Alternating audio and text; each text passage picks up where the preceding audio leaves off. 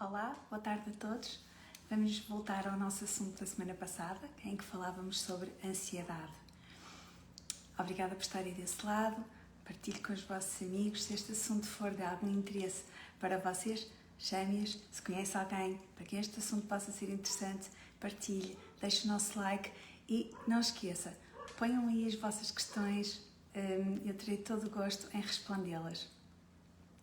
Como vimos já no outro live da semana anterior, nós falamos que a ansiedade é uma resposta bem positiva do nosso corpo como um ato de defesa. O que o nosso corpo quer é cuidar da nossa proteção, da nossa segurança e por isso ele reage ativando mecanismos de fuga ou luta.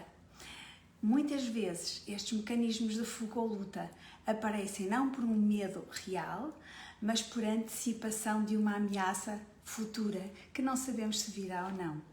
Infelizmente, quando estes mecanismos, esta ansiedade de facto não é contrariado, quando estes mecanismos não são contrariados, podem conduzir a um transtorno de ansiedade que terá muitas vezes que ser tratado com ansiolíticos ou com psicoterapia.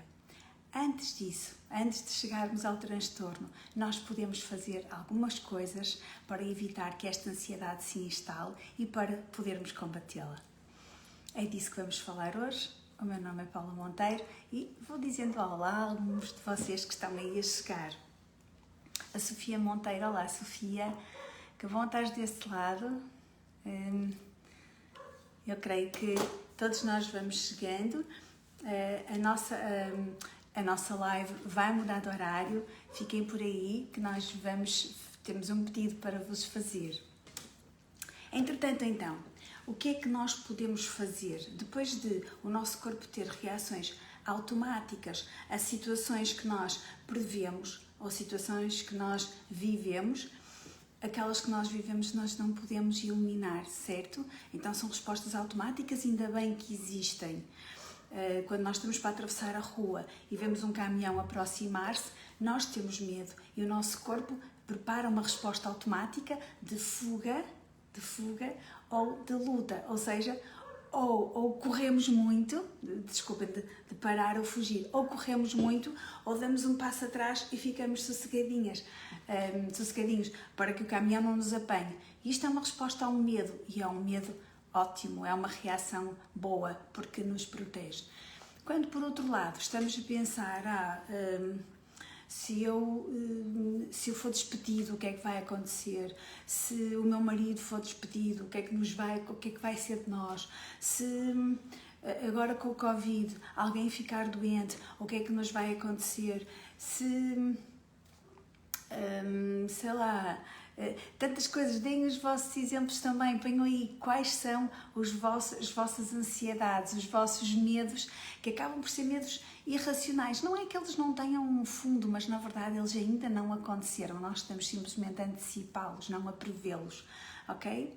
Dizia o Peter Drucker, o pai da administração e da gestão modernas, que a melhor maneira de nós prevermos o futuro é planearmos o futuro, não é termos medo dele. Então não vamos fazer isso, vamos planeá-lo. É disso também que vamos falar um pouquinho hoje. Então, desde já vos desafio a irem buscar papel, lápis ou caneta, alguma coisa com que possam escrever, e hoje vamos falar de coisas mais práticas. Okay?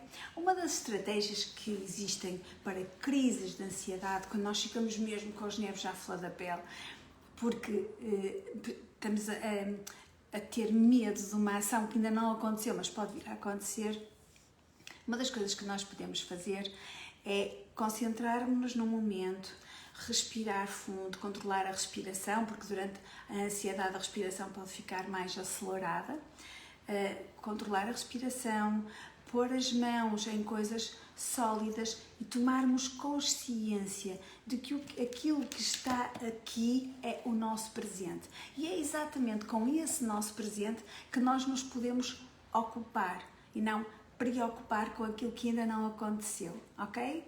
Então, muitas vezes nós temos a ideia de que as coisas nos fogem ao nosso controle, certo? E há muita coisa que nós não conseguimos controlar de facto e não temos que o fazer. Reparem, se eu quero apanhar um comboio, eu tenho que ir para a estação de comboio. Se o comboio virá ou não, eu não sei. Mas eu sei que se eu ficar em casa para apanhar o comboio, isso nunca irá acontecer, a menos que eu morasse numa estação de caminhos de ferro, que não é o caso. Ok? Portanto, eu tenho que estar na estação à espera do comboio. E para eu estar na estação à espera do comboio, a primeira coisa que eu fiz foi tomar uma decisão. A decisão de apanhar o comboio para chegar a determinado sítio. Ou, melhor ainda, se calhar a primeira decisão que eu tomei foi ir a determinado sítio. E depois pensei, o que é que eu preciso fazer para chegar a esse determinado sítio? Preciso de apanhar o comboio. Então, e quando é que eu vou apanhar o comboio? Ok? Defino também o tempo. E preciso de ajuda para apanhar o comboio? Preciso chamar um Uber? Ou preciso ir de carro? Ou preciso chamar um táxi? Ou preciso pedir a um amigo que me leve? Que meios é que eu vou utilizar? Então, este pequenino exemplo ilustra tudo aquilo que nós podemos fazer na nossa vida. Claro que é de uma forma muito simples, mas reparem, tudo aquilo em que nós nos envolvemos, nós temos muito mais poder para fazer as coisas resultarem do que aquele que nós exercemos muitas vezes, ok? Deixa eu ver quem chegou mais. A Manuela. Olá, Manuela. Olá, Pedro. Boa tarde e obrigada por estarem aí. Faço-vos o convite de irem buscar papel e lápis, porque hoje temos trabalho para fazer. Ok. Então, quando eu disse que nós não podemos controlar tudo, é verdade. Quando digo que nós podemos controlar alguma coisa, também é verdade. Então, o meu desafio é: olhem para cada uma das áreas das vossas vidas, ok? Olhem para cada uma delas. Dividam a vossa vida por áreas. Pode ser, por exemplo, a área da família, a área profissional, a área do dinheiro. Porque a área profissional e a área do dinheiro são duas coisas diferentes. Nós podemos ter uma profissão de que gostamos muito, mas aquilo que ganhamos não nos satisfaz tanto. Ou exatamente o contrário. Podemos fazer uma profissão de que não gostamos, mas o dinheiro que lá ganhamos é muito agradável, ok? Então, pode ser outra área, pode ser a área da saúde, pode ser a área do lazer, a área do eu e do desenvolvimento pessoal. Muitas áreas, a área dos filhos. Vejam vocês quais são as vossas áreas da vida. Identifiquem algumas. Ok? É agora que começam a escrever no vosso papel, com o vosso lápis ou caneta, quais são as áreas da vossa vida. Vamos lá, ok? Imaginem que vocês definiram a área da família. Ok, a área da família. Depois de terem definido estas áreas todas, vocês vão a cada uma delas e vão pensar qual é o grau de satisfação que vocês têm em cada uma dessas áreas. E pensem, o grau de satisfação pode ser medido de 0 a 10, respondendo a algumas perguntas. Ok, que não precisam de pensar muito neste momento. Neste momento só precisam de ter mesmo uma sensação. Ok, a área da família. Nós quase não passamos tempo em família, se calhar eu gostava de me sentir mais feliz no meio da família. Não sei, se calhar de 0 a 10, acho que o meu grau de satisfação é em um 6. Ok, ponho um 6. Outra área, a área da minha relação com o meu companheiro, companheira, marido. Minha relação. Não sei, as coisas parecem estar um pouco mornas, ou então não, ainda agora fizemos uma viagem, estamos tão felizes. 8. Ou 7. Ou 3. Essas coisas não andam mesmo nada bem. A área profissional, mais uma vez, 0 a 10. Gosto do que faço. Estou muito contente com o local de trabalho. Gosto muito dos meus colegas de trabalho.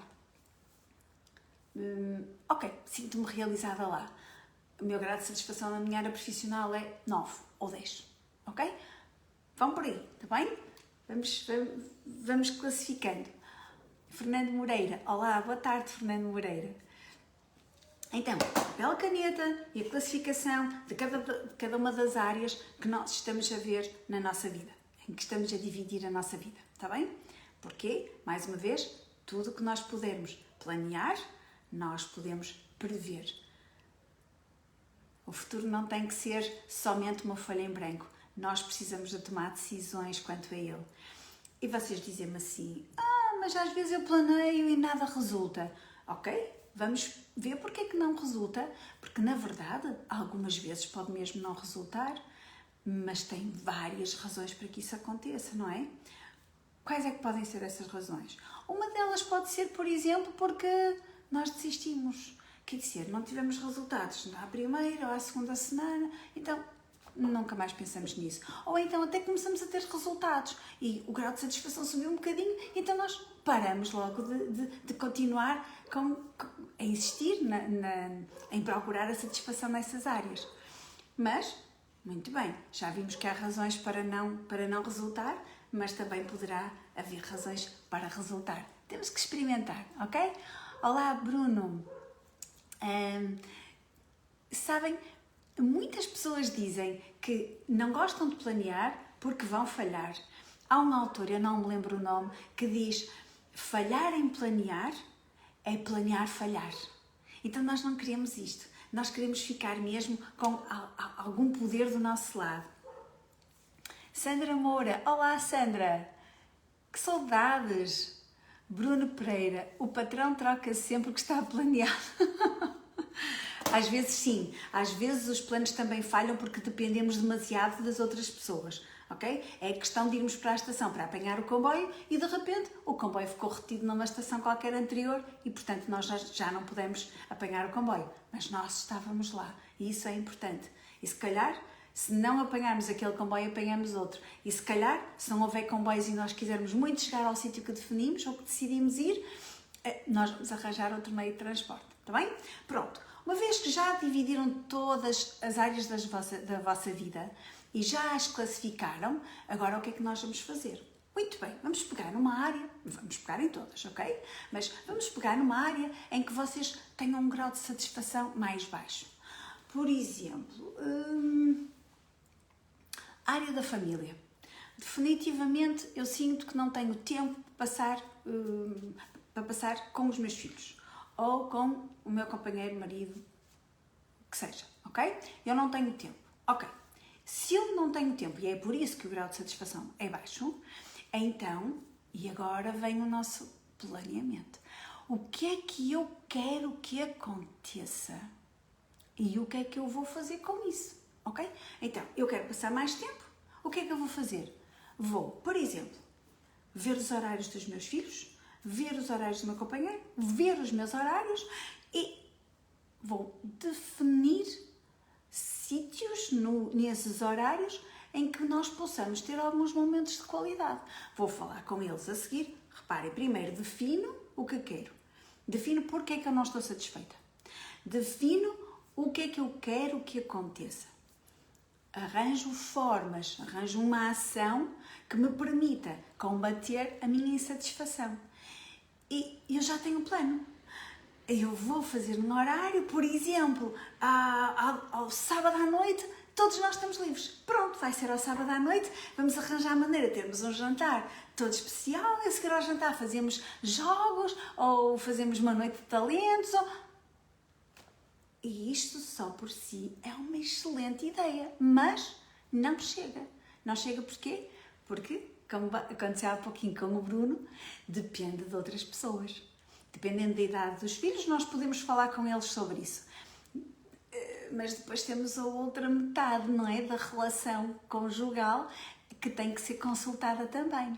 Porque se esta pessoa não colaborar connosco, isto não vai acontecer. Vai ser sabotado. Quase está condenado ao insucesso à partida. Se nós conseguirmos que aquela pessoa que tem mais poder, podem ser o marido ou os filhos, está bem? Não pode ser só o marido.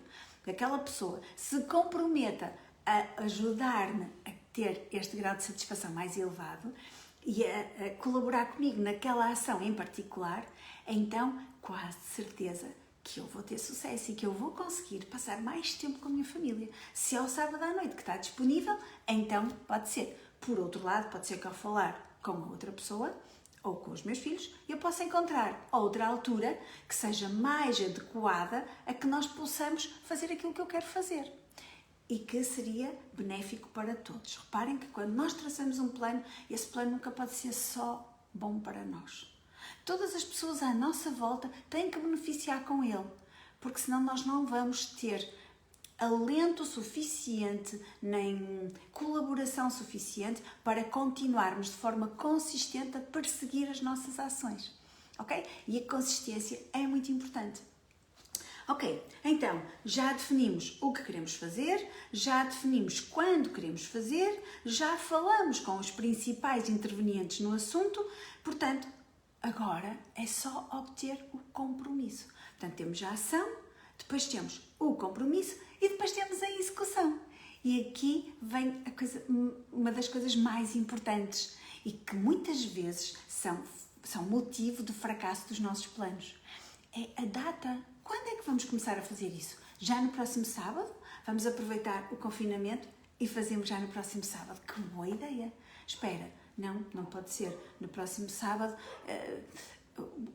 os meus filhos tinham um trabalho para a escola para apresentar e, portanto, vão ter que estar a trabalhar nisso. Pronto, então não pode ser no próximo sábado. Mais uma vez, falamos com os intervenientes e vamos ver se é possível ser no próximo sábado. Se não, pegamos numa agenda. Pode ser até um daqueles...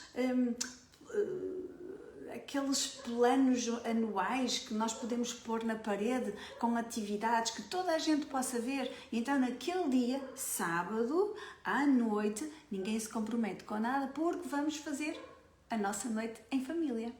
Ok? Então, decisão, compromisso e ação com data. Ok? Então, já que temos aquele plano na parede com os marcadores lá da noite de família em todos os sábados à noite, depois vamos vendo, olhando para trás. Imaginem que começamos já em dezembro, porque dezembro está aí e é maravilhoso para começarmos coisas novas, até porque vem aí 2021 e nós queremos planear coisas para 2021, porque... não sei se é só comigo, mas acho que todos nós temos um pouquinho a desejar que 2020 acabe, não é? Foi um ano bom, de certeza que aconteceram muitas coisas boas, mas também aconteceu muito sobressalto e ainda está a acontecer. E nós temos esta sensação de que ou nunca mais vai acabar ou acaba já no final do ano. E sabemos que isso pode não ser assim. Portanto, aquilo que não depende de nós não devemos preocupar-nos. Aquilo que depende de nós devemos fazer com toda a eficácia, ok? Então, Isabel Magalhães, que boa ideia! Olá, Isabel! Então, pensem numa coisa. Depois de decisão, ação, compromisso e datas, pode acontecer que nós comecemos a fazer tudo muito certinho durante o mês de dezembro e depois, no mês de janeiro, também fazemos tudo muito certinho e depois chegamos a fevereiro e alguém diz assim: este sábado não posso. E nós vamos ao nosso planeamento anual, àquilo que está na parede, e escrevemos: este sábado não vai haver por qualquer coisa. Ou pomos um xizinho porque não vai acontecer. Ok, não vai acontecer, mas no sábado seguinte acontece. O pior é que no outro sábado também não acontece. E no outro sábado a seguir também não. Então já são 2 sábados seguidos. E de certa altura nós já nem olhamos para aquele plano que está na parede. Então deixamos que as coisas caiam. E não tarda nada, nós começamos a sentir-nos vítimas e começamos a sentir que a nossa vida não tem valor nenhum, porque aquela atividade em que nós nos tínhamos empenhado tanto, toda a gente se tinha empenhado tanto, afinal de contas não resultou. E por causa disto, nós vamos pensar: estão a ver? Eu bem disse que não valia a pena planear nada. Nunca dá certo. A questão é que, o que é que falhou aqui? Alguém me diz? O que é que falhou neste plano para isto não dar certo? Ok, façam lá aí os vossos comentários. O que é que falhou neste plano? Ok? Fiz uma boa pergunta e vocês irão dar boas respostas. Claro que o que falhou aqui foi o compromisso, foi a autodisciplina, foi a consistência. O compromisso, muito bem, Sofia. Boa! Desistimos, diz o Pedro. Exatamente. Cai no esquecimento. É um facto. É isso mesmo. Ou seja, o que é que falhou? Provavelmente o mecanismo de controle. Que diz assim: espera, um sábado não fizemos porque há um bom motivo. Ok, outro sábado não fizemos. Outro bom motivo. Não, esperem lá. Nós concordamos que o nosso sábado ia ser o nosso tempo em família. Já há 2 sábados que não acontece e um sábado antes do anterior também não aconteceu. Então, das duas uma. Ou isto não interessa às pessoas, porque há outras prioridades, mas como me interessa a mim, eu acho que é saudável para a nossa família, então o que é que nós vamos fazer? Vamos, por exemplo, chamar as pessoas ao compromisso. É uma boa resposta. Chamar as pessoas de volta ao compromisso. Não marquem nada para sábado à noite porque nós temos este compromisso. Ou então vamos arranjar outro dia. Desculpem. Ou então vamos arranjar outro dia, não é? Quer dizer, o sábado à noite já não serve. No início do planeamento era o dia melhor, mas de repente alguma coisa mudou. Por exemplo, mais trabalhos, por exemplo... As coisas mudam, alguém fica doente, alguém começa a namorar, tudo pode acontecer, ok? Então está na altura de mudar o dia, não de eliminar o tempo em família, porque lembram-se que dependia desse tempo em família, depende o nosso grau de satisfação com a família. Então, ou deixou de ser importante e então se deixou de ser importante o meu grau de satisfação não baixou, se calhar aumentou porque há outras atividades que eu fiz. Ou então, se aquilo era mesmo importante, eu tenho que arranjar outro dia. Mais uma vez, tenho que conversar com as pessoas. E isto chama-se um mecanismo de controle. Vamos lá ver se está a acontecer. E se não está a acontecer, porquê é que não está a acontecer? Se não está a acontecer, muito bem, falamos com as pessoas e mudamos o dia. Ok, fácil, não é? E isto pode ser assim com tudo. Por exemplo, a área da saúde. Na área da saúde, nós podemos preocupar-nos com a nossa alimentação. Quais são os hábitos que nós queremos retirar, quais são os hábitos que queremos criar e quais são os hábitos que nós temos de bom, que queremos manter, ok? Por exemplo, a área da saúde. O meu grau de satisfação poderá ser um 5.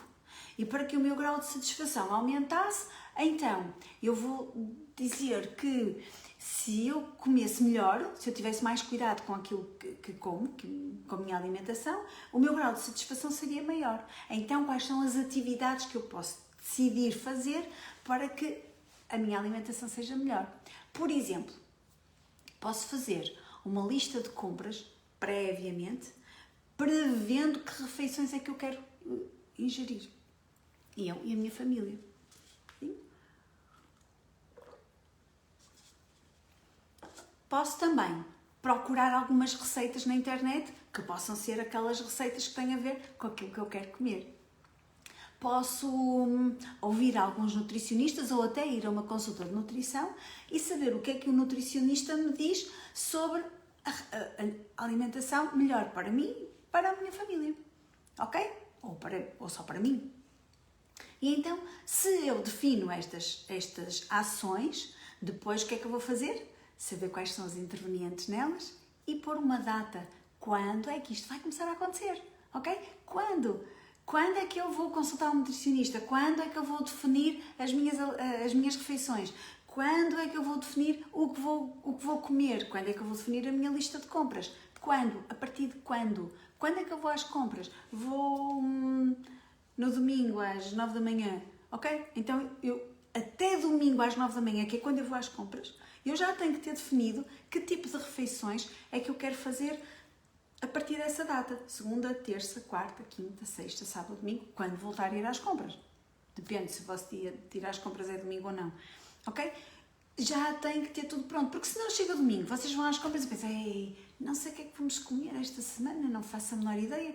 Portanto, a lista de compras já não será adequada. E se isto falha esta vez, ok, se falha no próximo domingo ou da próxima vez que vamos às compras, se nada começa a mudar, nós vamos ter o mesmo resultado. Ou seja, nós vamos desistir, vamos ficar desanimados e vamos dizer, não vale a pena planear nada. Ok? Isto acontece com tudo. As férias, com quanto dinheiro queremos ganhar, que destino é que queremos dar ao nosso dinheiro, quanto é que queremos gastar, quanto é que queremos investir, quanto é que queremos dar, quanto é que queremos guardar, como é que vamos gastar o dinheiro.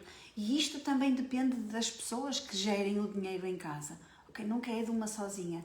Mas se é importante, então hajam para que tomem ações para que isso se concretize, para que os resultados que vocês querem ver acontecer, aconteçam de facto. E usem isto: decisão, ação, compromisso. Decisão, compromisso e ação. Decisão, compromisso e ação. O compromisso tem que vir antes da ação. Porquê? Porque senão as pessoas não vão agir, não é? Gostam muito dos resultados, até decidiram que sim, até decidiram que vão apanhar um comboio para ir até não sei aonde, mas vão se comprometer com isso. Um dia destes nós vamos, qualquer dia vou apanhar o comboio para ir não sei aonde. Ok? Então, primeiro a decisão, depois o compromisso, vamos mesmo fazer, depois a ação, e esta ação tem que ter uma data e tem que ter todos os intervenientes de acordo, também comprometidos. Ok? Depois disto, depois de todas as ações, algumas podem não começar logo, sabem? E vocês olham para aquilo que nós chamamos roda da vida, depois podemos partilhar convosco aí no Facebook uma roda da vida. A roda da vida chama-se roda da vida porque nós pomos lá todas as áreas da nossa vida. E também se chama roda da vida porque essas áreas da nossa vida vão nos levar, essa classificação de graus de satisfação, vão nos levar a um grau de satisfação maior e, portanto, a uma vida mais plena, a uma vida mais satisfatória, uma vida mais realizada, em que nós, de facto, usamos bem o tempo que temos. Estava a falar no outro dia com um menino a propósito do tempo e estávamos a discutir esta questão tão importante. O tempo é alguma coisa que nós não podemos comprar e não podemos ter extra, e se desperdiçarmos não podemos recuperar. Então, de facto, deve ser a coisa que nós devemos tratar com mais carinho, com mais cuidado e com mais atenção. E no entanto, pensem bem se vocês são como eu. Às vezes desperdiçamos o tempo, não é? Às vezes damos de barato e o nosso tempo é muito importante. Nós utilizamos o nosso tempo para construir a nossa vida, utilizamos o nosso tempo para crescermos, utilizamos o nosso tempo para estarmos com os outros, utilizamos o nosso tempo para desenvolver, para fazer coisas, para chegar a um dia e olharmos para trás e dizermos: que coisas boas que eu fiz, foi mesmo bem aproveitado este tempo, que bom. Ou então dizemos: se eu tivesse mais tempo, agora é que ia ser importante, agora é que eu faria não sei o quê. O tempo é um bem precioso, diz o Bruno Pereira, e muito bem, é verdade. Eu acho que nós pensamos muitas vezes: o dinheiro é que é um bem valioso, as joias é que são um bem valioso, a família é que é um bem valioso. Tudo isso, claro que tem o seu valor, claro que sim, mas o tempo não se recupera. E não se compra mais. É distribuído a todos por igual. A cada dia nós temos um dia, depois temos outro, depois temos outro. Toda a gente tem o mesmo número de horas no dia, toda a gente tem o número de minutos numa hora, toda a gente tem o mesmo número de segundos num minuto. Toda a gente. Então está distribuído igualmente. Então cabe-nos a nós aproveitá-lo da melhor forma possível.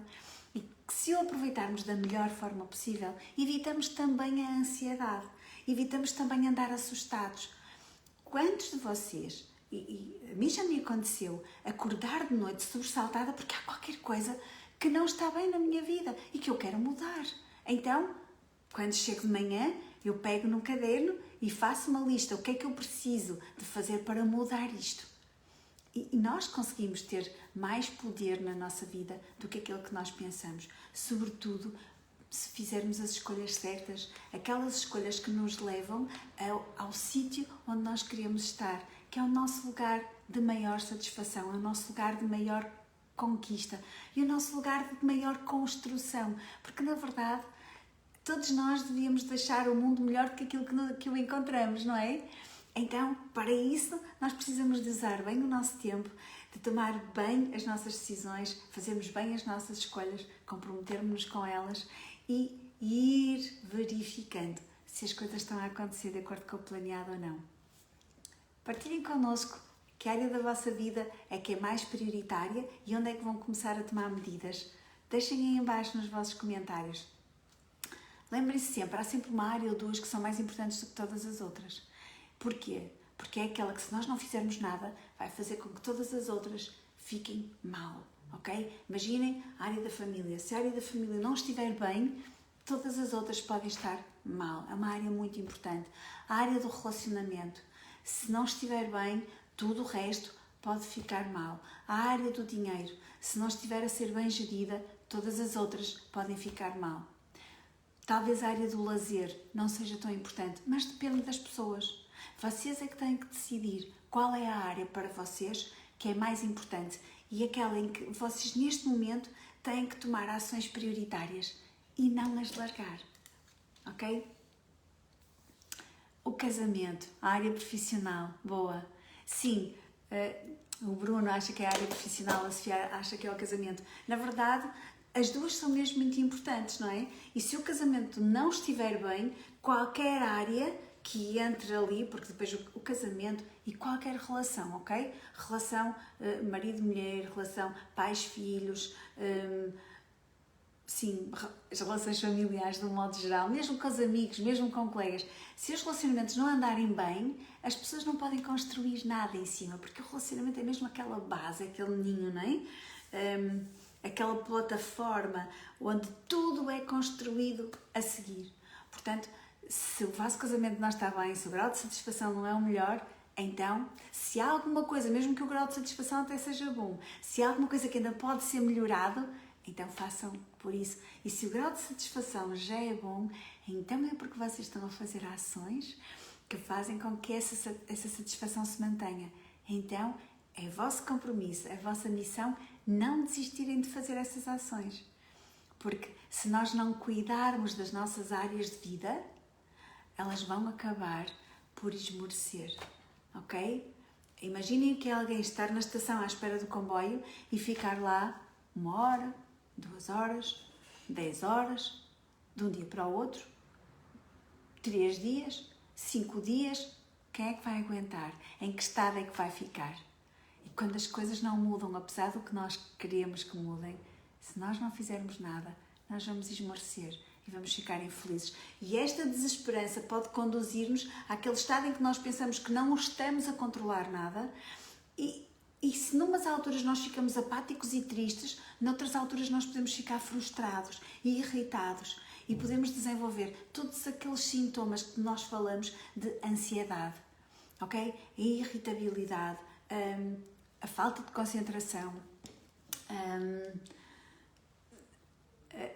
a baixa autoestima, a baixa autoestima, a dificuldade em dormir bem, a dificuldade em comer bem ou não comer de todo, e todas essas que vão influenciar a nossa vida, influenciando a nossa saúde, podem levar até, em casos mais graves, a problemas cardiovasculares e até a cancros, como nós vimos na nossa live anterior. Ok? Pedro Silva, uma vez que alteram o nosso estado, ok? Sim, eu não vejo a pergunta de Pedro, deixa eu ver. Todas impactam umas nas outras, diz o Pedro. Se não estiver uma a melhorar, se estiver uma a melhorar, melhoram todas. Se uma se estiver a deteriorar, deterioram todas, certo? Pergunta o Pedro. Sim, mas na verdade depende das áreas. Imaginem neste momento a área social. Okay? Nós não podemos estar uns com os outros, nós não podemos sair, nós não podemos estar com amigos, nós não podemos fazer festas de aniversário gigantescas como gostaríamos, nós não podemos ir para o restaurante fazer os jantares de Natal que costumavam ser feitos nesta altura pelas empresas, nós não podemos conviver à vontade. Mesmo que estejamos com pessoas, temos que estar com máscara, temos que ter distanciamento social, temos que estar preocupados sempre com a desinfecção, com os espaços bem arejados.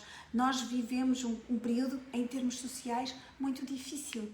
Então, claro que se nós não assegurarmos minimamente as nossas necessidades sociais, claro que nós vamos ficar ansiosos, tristes, frustrados, irritados, isso tudo. Mas, na verdade, nós podemos comatar essa área, ou a insatisfação nessa área, com a satisfação nas outras.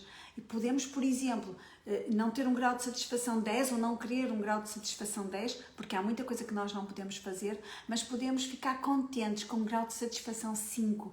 Por exemplo, quando telefonamos para os nossos amigos e perguntamos: como é que estás? O que é que andas a fazer? Perguntas: precisas de alguma coisa? e partilhamos um pouquinho aquilo que nós estamos a fazer, o que a outra pessoa está a fazer e conversamos como se estivéssemos juntos, mas não, só estamos a telefonar.